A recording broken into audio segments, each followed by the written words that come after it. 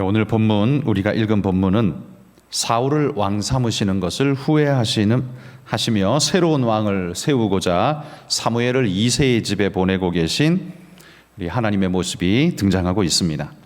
설교의 첫 문장부터 심도 깊은 신학적 주제가 벌써 등장하고 있는데요. 하나님께서 당신의 선택을 후회하시고 철회하는 것이 가능한가라는 주제입니다. 사실 이건 하나님의 전지전능하심에 위배되는 일이죠. 그러기에 하나님이 후회하셨다, 그러니까 내가 실수했네, 잘못했다 라고 말하는 건 신학적으로 합당할 수 없는 말이죠. 여기 후회는 그러면 하나님이 후회하셨다라는 이 후회는 하나님이 잘못 선택한 것에 대한 후회를 하신 걸까요? 아니면 백성들이 그들의 강력한 요청으로 그들이 때를 써서 만들어 놓은 이 현실에 대한 하나님의 후회일까요? 저는 후자라고 생각을 합니다. 하나님께서 선택했는데 나중에 보니까 이거 아니네, 그런 후회를 하신다면 하나님의 전능성은 깨어지게 되는 것이죠. 그건 성경이 말하는 하나님의 모습과는 완전히 다른 모습입니다. 그렇다면 이 후회는 무엇이라고 해석해야 옳겠습니까? 저는 뛰어난 신학자는 아니기 때문에 제 해석에는 분명히 한계가 있다는 사실을 인정하면서 제 개인적인 견해를 말씀드립니다. 저는 하나님이 사용하시는 이 후회라는 용어가 당신의 선택의 실패를 인정하는 용어가 아니라 백성들의 선택의 실패를 인정하는 용어라고 생각합니다. 아시다시피 사울을 왕 삼을 때 하나님이 기쁜 마음으로 지금이야말로 왕 삼아야 돼, 쟤 괜찮아, 쟤 왕 삼아 라고 하나님이 하신 것이 아닙니다. 하나님은 백성들이 왕 삼자고 하는 걸 끝까지 만류하셨습니다. 아니라고 말했습니다. 사무엘을 통해서 끝까지 거절하셨지만 백성들이 벌떼같이 일어나서 열방처럼 우리도 왕이 있어야겠다고 때를 썼기 때문에 그 상황에서 세울 수밖에 없었던 것이죠. 한마디로 말하면 하나님의 입장에서 보면 그런 거죠. 그래, 그러면 한번 해봐, 너희들 마음대로 한번 해봐, 잘 되나 한번 해봐 라고 말하는 것이라는 거죠. 그렇게 난리를 칠 때에 그 중에서 그러면 누구를 그나마 선택할 거냐? 개 중에 나은 자가 누구냐? 그게 사울이었다는 거죠. 그래서 그를 세웠습니다. 그러나 그 선택은 처음에는 맞아 보였지만 조금만 시간이 지나자 이게 옳은 선택이 아니라는 것이 지금 입증되고 있습니다. 왜냐하면 겉은 맞아 보였는데 속이 맞지 않았던 것입니다. 사울이라는 존재가 어떤 사람입니까? 성경에 보면 사울의 등장할 때의 모습을 보면 그는 효자의 모습으로 등장합니다. 아버지 걱정을 크게 하는 효성 깊은 아들이었습니다. 뿐만 아니라 키도 남들보다 머리 하나는 더 있는 키가 훌쩍 큰 존재였습니다. 키 크기가 능력이나 자격 요건을 말하는 건 아니지만 물리적 힘이 요구되던 고대 사회에서는 키가 큰 만큼 그만큼 덩치가 컸을 것이고 그건 곧 힘이 세다는 쪽으로 연결될 수 있을 겁니다. 뿐만 아니라 사울은 하나님께서 그를 지목하고 세우실 때에 사울은 어디에 있었습니까? 제구 사이에 숨어 있었다라고 이야기합니다. 그러니까 그는 자기 스스로를 가리켜서 나는 왕 될 사람이 아닙니다 라고 인식하고 숨어 있었던 겸손한 사람이었음을 보여주죠. 이 세 가지는 사람들이 그를 선택해도 될 만한 요소처럼 보였습니다. 그는 그 시대 이스라엘 사회 속에서 그 사회인들에 비하면 참 괜찮은 사람이었다라고 분명히 말할 수 있는 거죠.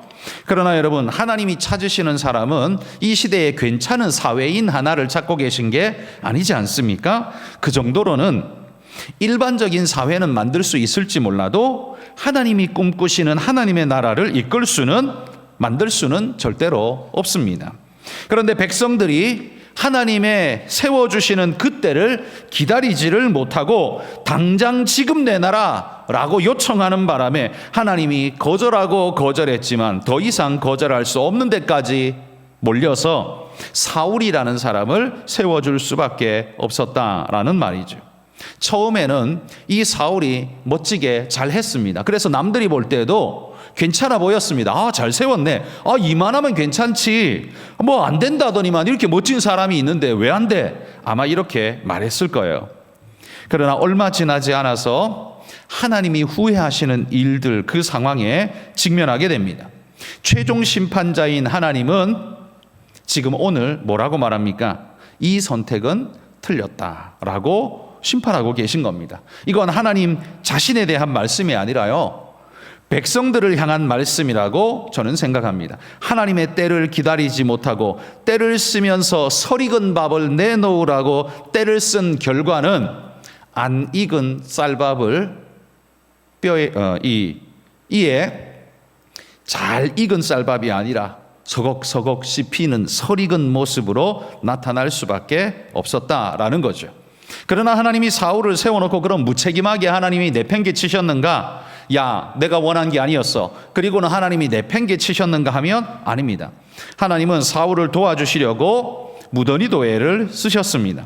사무엘상 10장 6절 말씀 한번 읽어봅시다. 내게는 여호와의 영이 크게 임하리니 너도 그들과 함께 예언을 하고 변하여 새 사람이 되리라. 이게 누구의 말인가 하면 사무엘의 말입니다. 사무엘이 사울에게 지금 말하는 거예요. 너에게는 여호와의 영이 크게 임하리니 너도 그들처럼 예언하고 변하여 새 사람이 될 거다라고 말하고 있습니다.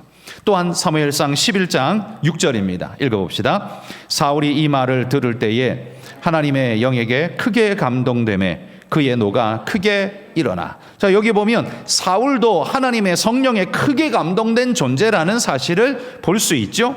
그러니까 하나님은 그에게 모른 척하고 팔짱 끼고 돌아앉아 있는 게 아니었습니다.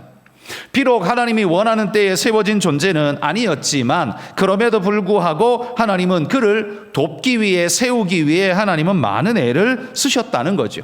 성령을 그에게 부어주시고 새 사람 되게 하시고 예언하게 하시며 감동시키사 하나님의 일을 할 수 있도록 하나님은 여러 모양으로 도우셨다라는 말이에요. 그가 비록 하나님께서 처음부터 기뻐한 존재는 아니라 할지라도 그가 그 사역을 잘 감당할 수 있도록 하나님은 성령을 부으시고 바른 일로 인도하시고 능력을 주시며 최대한의 노력을 하나님 기울이셨습니다. 그런데 그럼에도 불구하고 결과가 어떻게 됩니까? 하나님은 그를 무더니도 도왔지만 그는 하나님을 버리고 자기 욕심으로 치다르며 결국 성령이 떠나게 되고 악신이 그를 사로잡는 자가 되고 말았습니다. 이 모든 것의 결론적 선언이 저는 오늘 본문에 나온 이 말씀이라고 생각합니다.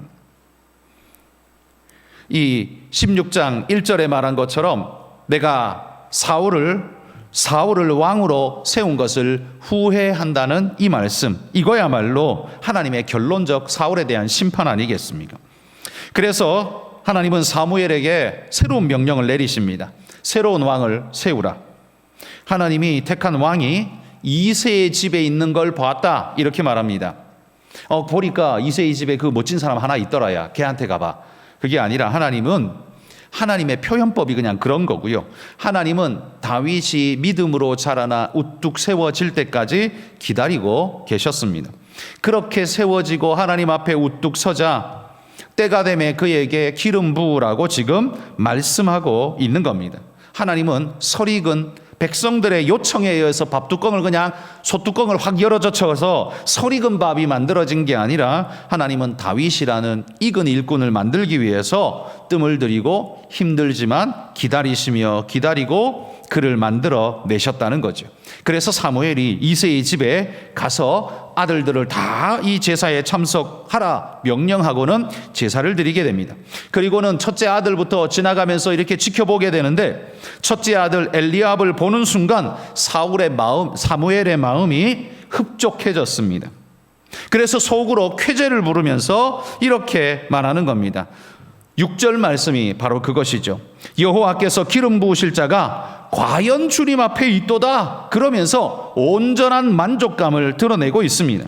사무엘이 선택한다면 두말할 것 없이 엘리압을 선택하겠다라는 모습이 분명히 보이죠. 지금 사무엘은 엘리압을 낙점하고 있는 걸 보게 됩니다. 여러분, 사무엘도 이스라엘 사회에서 선지자로 제사장으로 얼마나 오랫동안 이스라엘 나라를 이끌어온 지도자입니까? 사무엘은 우리가 생각하는 것처럼 목회 그냥 2, 30년 했다 이 정도가 아니에요. 사무엘은 아마 제가 보건대 적어도 6, 70년은 했다 이렇게 말할 존재였을 겁니다. 적어도 그 정도는 했을 겁니다. 그러니 여러분, 그 정도 사역하고 나면요, 눈에 보이는 게 다릅니다. 사람을 보는 눈이 오랜 경험 속에서 처음에는 요것만 보이고 저것만 보이다가 오랜 경험 속에서 그 정도 가지고 난데 그거 아니야. 더 깊이 봐야 돼. 더 깊이 봐야 돼. 보면 볼수록 계속해서 깊이 있게 보는 눈을 길렀을 겁니다. 한마디로 지금 사무엘은요, 가장 성숙된 모습으로 볼 수 있는 눈을 가진 때가 아니겠습니까? 나이도 이미 한참 늙어버린 나이였으니까 이제는 뭐 더 이상 좋아지는 게 아니라 나빠지는 때잖아요. 이제 점점 좋아지는 게 아니라 나빠지는 때이기 때문에 지금이야말로 사무엘에게 있어서는 최고요 최후의 가장 아름다운 선택할 수 있는 때일 겁니다. 그런 때임에도 불구하고 사무엘이 지금 누구를 낙점하고 있어요? 엘리압을 낙점하고 있다라는 말이죠. 게다가 사무엘이 사심 가득한 마음으로 그를 뽑았겠습니까? 아니죠. 이스라엘을 사무엘만큼 누가 더 사랑했겠습니까? 그러니 이스라엘을 온전히 사랑하는 마음으로, 그리고 오랜 수십 년의 사역 경험 속에서 사람 볼 줄 아는 그 기른 눈을 가지고서 사람을 탁 선택했는데 문제가 뭐예요? 하나님께서 탁 가로막으시는 겁니다. 하나님이 가로막으면서 7절 오늘 본문을 말씀하신 겁니다. 우리 7절 같이 다시 한번 읽어봅시다. 여호와께서 사무엘에게 이르시되 그의 용모와 키를 보지 말라. 내가 이미 그를 버렸노라. 내가 보는 것은 사람과 같지 아니하니 사람은 외모를 보거니와 나 여호와는 중심을 보느니라 하시더라. 사무엘은 낙점하였지만 하나님은 거절하였습니다. 왜겠습니까? 보는 게 달랐기 때문이죠. 찾으시는 포인트가 달랐기 때문입니다. 자, 이 부분에서 저는 한 가지 큰 두려움을 갖습니다. 우리가 아무리 하나님을 사랑하고 그분의 말씀을 오랫동안 묵상하고 따르고 순종해서 내가 예수 믿은 지 70년이야 80년이야 라고 해도 사무엘을 보십시오. 하나님 앞에 하나님과 다른 선택을 할 수 있는 가능성이 우리에게는 분명하게 있다는 사실을 우리는 두려운 마음으로 보지 않습니까? 우리는 아무리 내 마음속으로 옳은 걸 선택하고 나는 사심이 없어 라고 말한다고 해서 그게 정말 하나님의 선택과 딱 부합할 수 있느냐라고 하면 그렇지 않을 수 있다는 사실을 오늘 사무엘이 우리에게 보여준다는 말입니다. 사무엘은 사심이 없습니다. 악한 마음으로 하는 게 아닙니다. 지극히 하나님 마음을 사랑하고 그 마음으로 뽑으려고 애를 씁니다. 그런데도 불구하고 다른 것을 선택할 수 있다는 사실, 이게 오늘 우리가 먼저 깨달아야 하고 인정해야 할 첫 번째 사실일 겁니다. 나도 실수할 수 있습니다. 그렇지 않습니까? 목사도 실수할 수 있고, 여러분 오래도록 사역한 우리 장로님도 실수할 수 있고, 여러분이 교회 생활을 60년, 70년, 80년 했어도 실수할 수 있습니다. 하나님과 다른 선택할 수 있습니다. 이게 연약한 우리의 모습이라는 거죠. 그러므로 어쩌라는 소리입니까? 그 모든 선택과 그 모든 순간에서 겸손함을 잃어버리면 안 된다는 거죠. 나는 실수할 수 있습니다 라는 거.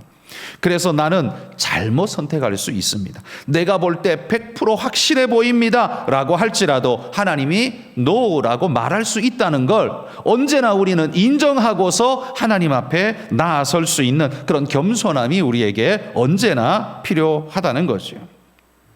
그렇기 때문에 여러분, 우리는 무엇을 하든지 겸손할 뿐만 아니라 심사숙고해야 합니다. 내가 100% 확신해도 하나님이 노라고 말하실 수 있다는 걸 우리는 늘 명심하면서 오늘을 살아갈 수 있어야 한다라는 거죠. 우리는 잘하려고 노력할 뿐이지만 완벽히 잘할 수는 없습니다. 사실 아닙니까? 여러분, 우리는 잘하려고 노력할 뿐이지 완벽하진 않습니다. 그러니까 내가 최선을 다했다라는 것이 완벽하다라는 걸 말하는 건 결단코 아닙니다. 그러므로 여러분, 우리 자신을 볼 때도 그런 마음이지만 우리 믿음의 형제들을 볼 때도 그런 마음으로 봐주시기를 바랍니다. 그 사람이 사악해서 그렇게 한 게 아니라 우리는 아무리 최선을 다해도 하나님 앞에서 미진함을 가질 수밖에 없는 존재라는 사실을 늘 기억하고 겸손함으로 엎드릴 수 있어야 한다라는 이야기죠. 옳고 그름, 그리고 잘하고 잘못함의 판결은 우리가 아닙니다. 오직 하나님만이 하실 수 있다는 이야기죠. 바로 이걸 인정하는 것이 그리스도인이고요, 이걸 거부하는 것이 세상 사람일 겁니다. 그러므로 교회 안에 있고 밖에 있고는 사실은 이 1순위 문제가 아닙니다. 아마 다음 문제일 겁니다. 교회 안에 있어도 하나님의 진리 기준이라는 사실을 거부하는 사람들은 그리스도의 사람이 아니라 교회 안에 있는 세상 사람일 뿐일 겁니다. 한마디로 말해 사회인이라는 말이죠. 내가 꼭 틀려서 틀린 게 아니라 하나님의 생각에 못 미치는 것. 제가 우리 성도님들의 용어를 조금 조정해드리고 싶다라는 생각을 참 많이 하는데요. 뭐냐 하면 우리가 뭘 조금만 잘못하고 약간만 미진해도 죄라는 표현을 우리가 잘 씁니다. 그런데 사실 우린 인간으로서 그 단어가 별로 듣고 싶지 않습니다. 거부감이 많이 듭니다. 그러다 보니까 초신자들이나 교회 한번 와본 사람들이나 이런 분들이 들을 때는요, 아니 뭐 조금 진짜 모든 사람이 다 하는 잘못을 조금 했다고 뭐 죄 그러니까 너무 이게 심각하게 들리는 거예요. 굉장히 거부감이 들리고 불편한 겁니다. 그래서 여러분, 우리가 실수와 연약으로 지을 수 있는 걸 우리는 통칭으로 그냥 죄라고 말하는데, 죄가 가진 어감이 너무 강하기 때문에 그럴 때에는 조금 줄여서 이야기를 하면 좋겠다 싶습니다. 뭐냐 하면 허물이라고 불러주면 어떨까 싶습니다. 허물. 우리가 잘하려고 노력했는데 삐끗했어요. 그걸 죄라고 정죄하니까 노력한 사람이 심판받고 정죄당하는 그런 마음은 이게 옳다라고 생각은 들지 않습니다. 그러나 여러분, 아무리 잘하려고 노력해도 우리가 허물진 모습을 볼 수는 있지 않습니까? 그러니까 그런 모습으로, 그러니까 분명한 죄에 대해서는 우리가 죄라고 분명히 선언해야 되지만 그게 아니라 아주 작은 것들에 대해서는 우리의 허물진 모습을 하나님 용서해 주십시오. 우리 형제의 허물진 모습을 감싸주고 용서할 수 있는 마음을 하나님 내게 크게 주십시오 라고 우리가 기도하는 것이 더 좋겠다라는 생각이 듭니다. 어쨌든 여러분, 우리는 꼭 틀린 것이 아니라 하나님의 생각에 못 미쳐서 틀리게 되는 경우가 많습니다. 왜냐하면 우리는 하나님과 감히 비교할 수 없는 존재이기 때문에 그럴 수밖에 없습니다. 그런데 바로 이 부분에서 우리 시대 사람들의 마음에 이 가장 큰 걸림돌이 여기에서 작용합니다. 왜냐하면 오늘 이 시대에 진리가 뭡니까? 진리가 없다는 게 진리잖아요. 오늘 이 시대 사람들의 진리는, 영원한 진리는 없다라는 게 이 사람들의 진리 아닙니까? 다 변해도 영구한 진리는 없다는 건 영원한 진리라고 믿는 아주 아이러니한 진리관을 가지고 있는 게 이 시대 사람 아닙니까? 그러나 여러분, 그런 시대를 우리가 살지만 신앙인의 진리는 뭡니까? 세상 사람들이 그렇게 말한다 할지라도 그들 앞에서 나는 하나님의 말씀이 진리이심을 믿습니다 라고 말하는 게, 그게 여러분이 사회적 순교입니다. 그 순교를 하셔야 돼요.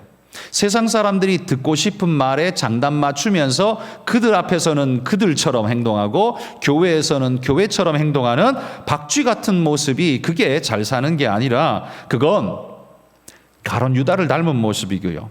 우리는 지금 이 시대에 예수 믿는다고 대한민국에서 사형당해 죽을 사람은 한 사람도 없습니다.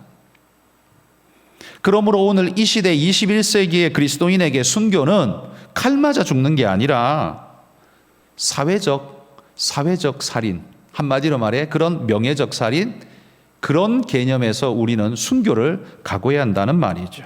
세상 모든 사람이 콧방귀를 끼며 우리를 무시할 때 우리는 그 조롱과 모욕을 다 당하면서도 그러나 나는 하나님의 말씀이 진리이심을 믿습니다. 그 모든 모욕을 다 당하면서 이겨내는 것, 여러분, 이게 순교 아니겠습니까? 그런 의미에서 우리 성도님들 순교하시기를 소망합니다. 순교가 얼마나 귀한 것입니까? 하나님 말씀을 지키다가 진리를 지키다가 비진리의 존재들에게 죽임을 당하는 게 순교 아닙니까? 그러기에 하늘의 상급이 가장 큰 것이 순교라고 말하지 않습니까? 우리는 진짜의 목숨을 내놓으라는 것은 아예 생각지도 못하고 내 명예, 사회적 명예 하나조차도 내려놓지 못해서 우리는 도망다니는 존재 아닙니까? 순교가 뭡니까? 우리하고 너무 먼 이야기처럼 보이지 않습니까? 그러나 여러분, 우리 한가람의 모든 성도님들은 오늘 이 시대에 어렵고 힘든 시대 속에서 진짜 순교하며 말씀을 끝까지 붙잡고 승리할 수 있는 분들이 되시기를 축복합니다. 다시 우리 본론으로 돌아가서요. 사무엘이 엘리압을 보며 자기 판단으로 볼 때에는 이스라엘을 위해서 왕으로 세워도 손색이 없다라고 이렇게 생각을 했습니다. 그런데 그 순간 하나님이 딱 치고 들어와서 막아버리십니다. 그러면서 이렇게 말씀합니다. 오늘 본문이죠. 그의 용모와 키를 보지 말라. 내가 이미 그를 버렸노라. 내가 보는 것은 사람과 같지 아니하니 사람은 외모를 보거니와 나 여호와는 중심을 보느니라. 이렇게 말합니다. 엘리압을 보고 하나님이 이렇게 말했어요. 내가 이미 그를 버렸노라. 여러분, 이 말도 너무 과격하게 들으시면 안 됩니다. 하나님께서 내가 이미 버렸노라 라고 말해서 하나님이 그 사람을 지옥에 집어 던져버렸다, 그 사람은 죄인이다, 아주 악한 존재야, 이렇게 말하는 게 아니에요. 여기서 하나님이 내가 그를 버렸다는 말은 선택하지 않았다라는 이야기일 뿐입니다. 그러니까 그 사람이 악하거나 잘못되었거나 삐뚤어졌거나 이런 말이 아니라 내 선택은 그에게 있지 않다라는 단순한 말이라는 거예요. 그래서 내가 이미 그를 버렸노라는 말을 너무나 과대 포장해가지고 엄청나게 하나님이 그를 싫어하고 그는 죄인이고 지옥에 던져져야 할 존재고 뭐 이런 식으로 해석하면 안 됩니다. 그건 올바른 해석법이 될 수가 없습니다. 하나님은 나는 그를 선택하지 않았으니 패스, 이렇게 지금 말하고 있는 것일 뿐이라는 말이에요. 엘리압은 나쁜 사람도 잘못된 사람도 아닙니다. 그저 하나님의 선택이 지금 그에게 있지 않다는 말일 뿐이라는 거예요. 자, 그런데 왜 하나님께서는 지금 사무엘에게 이런 말을 하고 계실까요? 왜냐하면 지금 사무엘이 이 엘리압을 보면서 쏙 빠져 있기 때문에 그 사무엘을 거기에서 건져내기 위해서 지금 이 말씀을 하고 있죠. 사무엘의 눈을 흡족하게 하는 요소가 엘리압 안에 있는 거예요. 사무엘은 그걸 보고서 쏙 빠져버렸어요. 그러나 하나님은 그를 그 속에서 끄집어내면서 내가 보는 건 그게 아니야 라고 말하면서 하나님의 포인트를 다시 일러주고 있는 겁니다. 그 하나님의 기준이 뭐라고 말합니까? 성경에 보면 중심을 보느니라 라고 이야기를 하고 있습니다. 중심이라는 것, 그건 겉으로 드러나는 것이 아니라 보이지 않지만 그의 안에서 그를 움직이게 하는 핵심적 요소, 그게 중심이죠. 중심은 간이나 심장이나 어떤 이렇게 장기가 아닙니다. 물리적인 게 아니라는 말이죠. 우리의 비물질적인 것으로서 우리의 정신의 기준의 중심이 되는 어떤 것을 이야기하는 거죠. 마치 개인에게 있어서 법과 같은 것, 보이지 않지만 법과 같은 것이 중심이라고 말할 겁니다. 그걸 기준으로 그가 움직이고 그걸 기준으로 그가 선택하고 수고하고 살아갑니다. 우린 보통 이런 걸 세계관 내지는 가치관이라고 부릅니다. 사회적으로는 그렇게 부르죠. 그러나 우리는 그걸 신앙관, 우리의 중심이라고 성경적으로 표현합니다. 지금 하나님의 말씀은 그 중심이 하나님께 있느냐, 그걸 봐라 사무엘아 라고 말하는 거예요. 걔가 괜찮은 존재냐, 키가 커? 힘이 세? 리더십이 있어? 끌고 다닐 만해? 말을 잘해? 똑똑해? 이게 아니라는 거죠. 그러니까 그 사람이 가지고 있는 대인의 것을 말하는 게 아니라 하나님이 보는 것은 그 사람이 가지고 있는 대신 하나님에 관한 것을 하나님은 우선적으로 보고 계신다라는 거죠. 그걸 지금 중심이라고 말합니다. 그러면 사람은 무시하고 하나님만 바라보면 되느냐? 아닙니다. 여러분, 오해하시면 안 됩니다. 하나님을 건강하게 바라보는 자는 인간 이해도 건강할 수밖에 없습니다. 이게 정상적인 신앙인입니다. 그런데 이게 삐뚤어지고 왜곡된 신앙인들이 하나님만 바라보고 사람을 멸시하고 무시하는 존재가 되죠. 그게 잘못된 거예요. 그게 잘못된 거라서 그런 거고, 진짜 하나님을 바르게 바라보는 사람은 사람에 대한 관념도 하나님 안에서 바르게 가지고 있기 때문에, 중심이 하나님께 있는 사람은 사람을 대하는 중심도 올바르게 가지고 있을 수밖에 없다는 겁니다. 왜냐하면 하나님이 인생에 대해 가지시는 마음이 극진하다는 걸 안다면 그 사람을 향해서 우리도 극진할 수밖에 없다는 걸 고백할 수밖에 없거든요. 이게 하나님을 바르게 아는 자이죠. 그래서 그게 중심이 바로 박힌 자는요, 하나님에 대해서뿐만 아니라 국가를 운영하는 것이나 사람에 대해서도 그러하다는 겁니다. 사무엘은 엘리압을 보니까 헌칠합니다. 우락부락한 것이 힘을 좀 쓰겠습니다. 군대를 끌고 나가서 앞장서서 뭔가 할 것 같습니다. 그러니까 그걸로 오케이라고 말했던 겁니다. 이 정도면 왕 될 것 같습니다. 그에게 뭐 사악함도 없어 보입니다. 그러나 하나님은 그 정도가 아니라 더 까다롭게 보고 계신다는 거죠. 어떤 걸 보고 계십니까? 잘 싸울까? 힘이 셀까? 그게 아니라 앞으로 닥칠 삶의 그 어떤 환경과 조건 속에서도 변하지 않는, 하나님을 바라보며 백성들을 하나님께로 인도할 수 있는 그 진실함이 그 속에 제대로 박혀 있느냐를 찾으신다는 거죠. 사울 왕을 보십시오. 그 중심이 확실치 않으니까 어때요? 처음은 하나님께 박혀 있는 듯 보였다가 조금만 삶의 상황이 바뀌니까, 도전자 다윗이라는 게 생겨나니까 금세 사울은 하나님 내던져 버리고 다윗을 죽이려고 덤벼드는 존재로 바뀌지 않습니까? 중심이 없는 존재는 그럴 수밖에 없는 겁니다. 그런데 그런 존재가 그냥 일개 개인이라면 뭐 문제될 것 없습니다. 일개 개인이 그런 거라면 뭐 자기 인생 자기가 사니까 별 문제가 크게 없을 겁니다. 그런데 온 백성을 이끌어야 하는 왕이라면 그건 엄청난 문제이죠. 그리고 하나님께서 그를 통해서 온 백성을 끌고 가야 하는 그런 존재라면 굉장히 심각한 문제인 거죠. 그래서 하나님은 지금 중심이 익은 자를 찾고 계신다라는 말입니다. 그러면 여러분, 이런 중심은 어떤 것인지 우리가 또 알아야 하지 않겠습니까? 하나님이 이런 중심을 본다고 했는데, 그럼 도대체 무슨 중심, 어떤 모습이어야 하는 겁니까? 그건 성경에 나오는 하나님이 기뻐하셨던 사람들 몇몇의 모습을 우리가 살펴본다면 그 중심을 추론해 볼 수 있을 겁니다. 먼저 아벨을 한번 생각해 봅시다. 하나님께서는 아벨의 제사를 받으시고 그를 기뻐하셨다라고 말합니다. 그러나 가인은 그 사실을 매우 못마땅하게 여기면서 오히려 살인을 저지르는, 제사 지내다가 살인을 저지르는 자가 되어버렸어요. 그러니까 껍데기의 제사는 아무것도 아니라는 말이에요. 여러분, 예배 드리는 자가 사악한 짓을 못할까요? 합니다. 강단에서 기도한 사람은 내려가서 죄를 안 짓나요? 짓습니다. 가인을 보십시오. 제사 드리고 돌아서서 살인하는 게 그게 가인입니다. 그게 인간이라는 말이에요. 중심에 하나님이 없는 인생은 그럴 수밖에 없는 거예요. 그런데 아벨은 무엇 때문에 하나님의 기뻐하심을 입었을까요? 아벨은요, 하나님께 드리는 제사에 제물을 드린 게 아니라 자신을 드리는 겁니다. 온 마음을 담아 드리고 마치 자신을 드리듯 그렇게 하나님 앞에 기쁜 마음으로 드렸습니다.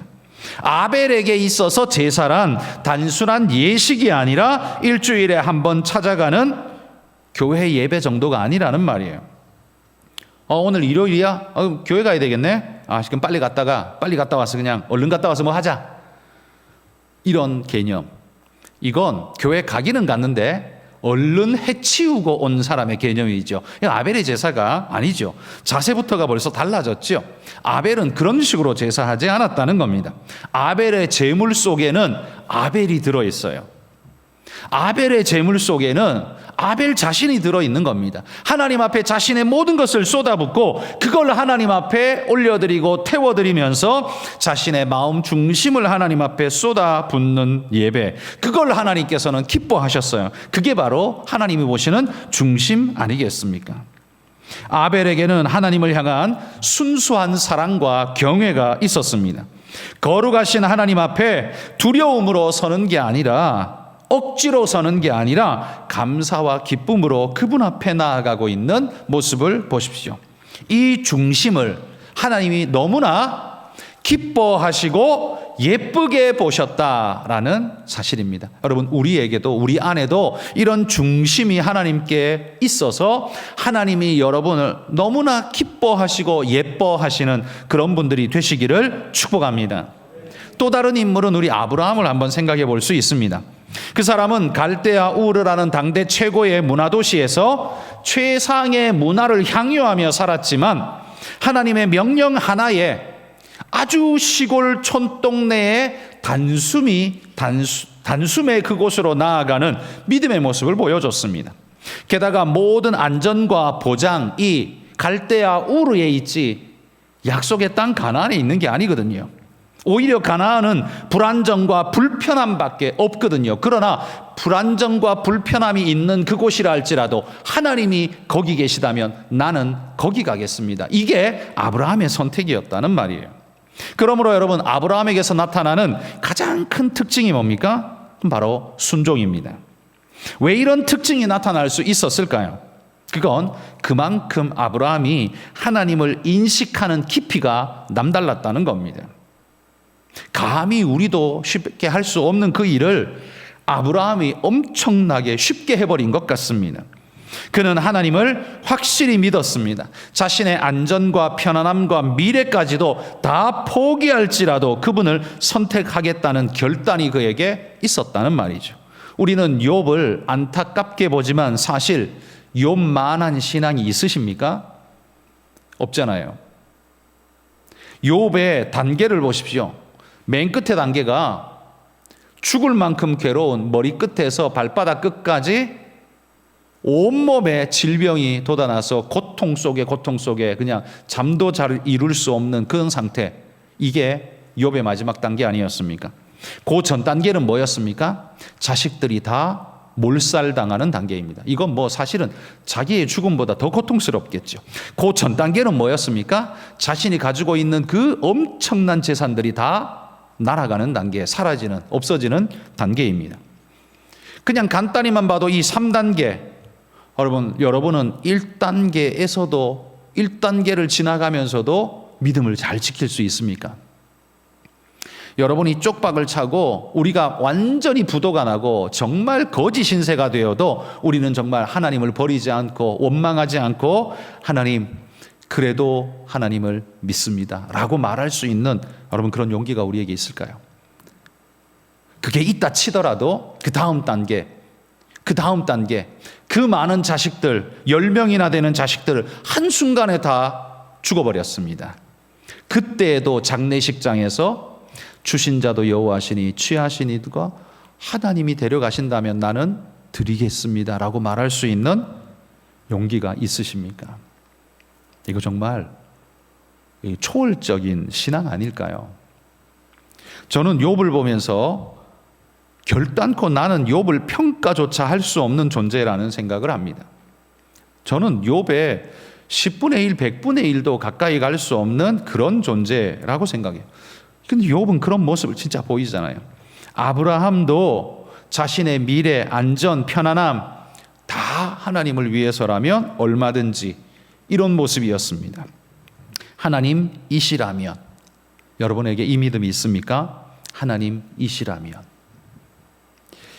여러분, 하나님이시라면 내가 비록 불안정으로 내몰릴지라도 찬송하시겠습니까? 잠시 힘들어질 수 있을지라도 끝까지 신뢰하시겠습니까? 손해보고 재산을 절반이 아니라 3분의 2를 다 잃어버리는 상황에 온다 할지라도 주신 자도 여호와시니 라고 말하실 수 있겠습니까? 이 모든 걸 감내할 만한 가치가 하나님께 있다고 믿었던 사람이 바로 아브라함입니다. 그래서 그럴 수 있었다는 거죠. 여러분, 우리도 그럴 수 있기를 소원합니다. 우리가 하나님을 더 깊이 알고 그분을 더 깊이 있게 느낌으로 하나님의 말씀 앞에 순전함으로 설 수 있기를 소원합니다. 세 번째 인물은 다윗을 우리가 예로 들어볼 수 있겠죠.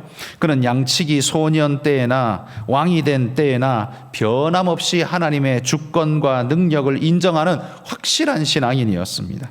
그리고 그분의 영광을 위해서 모든 것을 바칠 수 있는 그런 인물이었습니다. 사실요, 지구상에서 헌금 제일 많이 한 사람이 누구냐 하면 다윗입니다. 다윗이에요. 솔로몬 아닙니다. 솔로몬이 제일 부자이긴 했지만 헌금 제일 많이 한 사람은 솔로몬이 아닙니다. 저는 솔로몬이 하나님께 이만한 걸 드렸다라고 읽어본 적 없습니다. 단지 이만큼 부자였다, 세금을 이만큼 거뒀다라는 말은 많이 들어봤습니다. 그러네, 헌금을 했다는 말은 들어본 적 없어요. 근데 다윗을 보십시오. 다윗은 전부 다 뭐예요? 전리품, 엄청난 것을 가져오면요, 자기 몫은 다 어디다 갖다 두냐 하면 다 하나님께 바치노라 하고 성전에다 갖다 놔버립니다. 전부 다 성전에 갖다 놓습니다. 그리고는 어떻게 해요? 그것 가지고 이스라엘의 예루살렘 성전 지었잖아요. 따지고 보면 그 성전은 다윗이 지은 거잖아요. 왜냐하면 다윗이 평생 동안 헌금한 그걸로 지었으니까요. 엄청난 인물 아닙니까? 그러니까 이 다윗의 믿음은 정말 어마어마한 믿음이었다라는 겁니다. 그런데 어떻게 다윗은 그럴 수 있었을까요? 그의 눈이, 저는 하나님을 배웠기 때문에 그런 것이 아닐까 싶습니다. 이 말은 눈으로 진짜 본다는 말이 아니라 언제나 그는 하나님을 느끼고 감각하는 존재였다는 거죠. 그가 목동으로서 들판에 양치며 밤을 새며, 양치기가 언제 아침에 갔다가 저녁에 꼬박꼬박 돌아올 수 있습니까? 그렇게 못하잖아요. 왜냐하면 꼬박꼬박 돌아오면 며칠만 지나면 그 주변에 하루길에는 풀이 다 없어질 텐데요. 그러고 나면 어떻게 해요? 이틀길에 사흘길을 가야만 양을 먹일 수 있으니까 갈 수밖에 없죠. 그러면 들판에서 밤을 보내야 하는 날이 아마 부지기수일 것입니다. 그러니 그 밤을 보내면서 하늘의 무수한 별을 보면서 다윗은 하나님을 느끼고, 또 곰과 사자와 싸우면서도 하나님을 느끼고, 삶의 모든 순간에 하나님을 느끼고 그랬기 때문에 다윗의 믿음은 살아있는 믿음이었습니다. 그래서 살아있는 믿음과 죽은 믿음의 차이가 어마어마하게 간격이 큰 겁니다. 교회를 똑같이 70년씩 다녔어도 살아있는 믿음으로 70년 다닌 사람하고 죽은 믿음으로 70년 다닌 사람하고는 뭐 비교 자체가 불가능합니다. 죽은 믿음으로 70년 다닌 사람은 전진한 게 아니라 다람쥐 쳇바퀴를 계속 돈 거예요. 70년 동안 제자리에 있는 거예요. 그러나 하나님을 느끼고 그분을 심히 사랑하는 그는 하나님 손 붙잡고 계속해서 70년 동안 전진해 나가는 거예요. 여러분, 이 얼마나 큰 간격입니까? 70년 믿었다는 것이 똑같다라고 생각될지 모르지만 천만의 말씀입니다. 70년 동안 쳇바퀴를 돌았고 70년 동안 주님 손 붙잡고 전진을 했습니다. 그 간격이 얼마나 크겠습니까? 하나님은 모든 것의 주인이라는 걸 다윗은 깨달아 알고 있었습니다. 그거 인정하고 나니까요, 그 다음부터가 어렵지 않았습니다. 하나님 앞에 그 전리품, 자기의 엄청난 몫을 하나님께 드리는 것도 어렵지 않았습니다. 하나님의 말씀 따라서 백성을 통치하는 것도 어렵지 않았습니다. 왜? 자신이 왕이 아니라 하나님이 왕이시고 나는 그냥, 한마디로 말해 그냥 성주 정도, 그냥 작은 고을의 사또 정도, 나는 그냥 그 정도밖에 아니야 라고 그걸 인정해버리고 나니까 그 다음이 쉬운 거예요. 그런데 사울은 어떻게 해요? 자기가 왕이라고 끝까지 고집하니까 하나님을 치워버리잖아요. 다윗은 하나님을 인정하니까 자기를 치워버리잖아요. 그러니까 삶이 완전히 다를 수밖에 없는 존재가 되는 겁니다. 우리는 아벨의 모습 속에서, 아브라함의 모습 속에서, 다윗의 모습 속에서 중심이 있는 사람의 모습이 무엇인가를 예로 들어서 살폈습니다. 중심은 이것입니다 라고 딱 잘라서 말할 수 없지만 바로 중심을 가진 사람들의 모습이 이런 모습입니다 라고 말한다면 여러분에게도 이해가 되시리라 생각됩니다. 여러분이 오늘 행하고 있는 태도와 자세는 다 여러분의 중심에서 나온 겁니다. 그런데 그 중심이 여호와를 향하고 하나님 앞에 있는지 아니면 그냥 여러분 안에 있는 것인지를 돌아보십시오. 오늘 하나님이 찾으시는 엘리압이 되지 말기를 소원합니다. 야, 걔는 패스. 그 패스에 소속되지 않기를 소망합니다. 다윗처럼 하나님의 낙점 받으시는 그런 믿음의 일꾼, 그런 믿음의 신앙인이 다 되시기를 주의 이름으로 축복합니다. 기도하겠습니다.